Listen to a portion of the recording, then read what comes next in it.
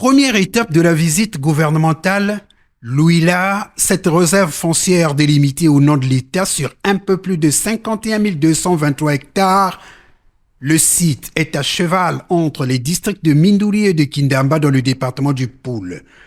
Après des échanges entre le Premier ministre et les populations de ces localités, il a été noté qu'il n'y a pas d'entreprise rwandaise sur le terrain.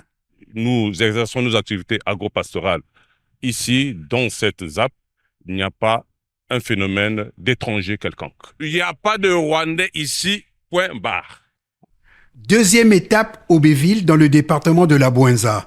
Ce sont des terres rurales sur une réserve de 10 586 hectares. Ici encore, le Premier ministre a eu un échange franc et direct avec les autorités locales et les populations. Troisième étape, Loudima. La rencontre avec la population de cette localité a permis de lever certaines zones d'ombre autour de ces terres rurales. Un Rwandais est venu, il dit « Moi, je veux créer une société au Congo et je veux faire de l'agriculture. » Il a demandé une partie de terre. On lui a demandé d'aller étudier cette partie, toute cette zone, 20 600 hectares. Et d'aller regarder si cette zone vous plaît, si vous voulez créer votre société, on vous autorise provisoirement d'installer votre société ici. Mais à condition que vous ne fassiez travailler que des populations de la localité. Bon, s'il y a un projet comme ça, vous acceptez ou vous n'acceptez pas? Ils viennent travailler pour nous. Mais non, il paraît que vous n'êtes pas d'accord. Non, pourquoi pas ne pas? Ils ne viennent pas nous faire la guerre pour ne pas être d'accord.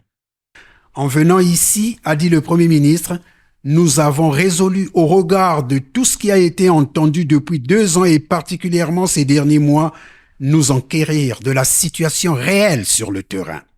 Nous avons arrêté pratiquement la vie nationale. On a bloqué les pendules pendant plusieurs mois sur des sujets dont on n'avait certainement pas la maîtrise. Sur la vente et la cession des terres congolaises au Rwanda.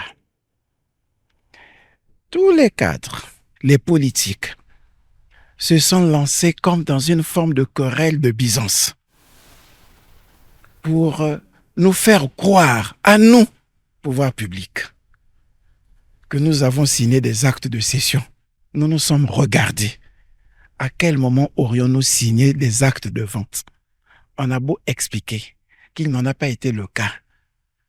Tout le monde a voulu se convaincre de ce que le gouvernement avait signé, des actes de cession des terres dans les départements du Poul, de la Bouenza, du Niari.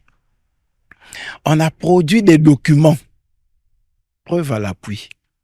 Personne n'a voulu y croire.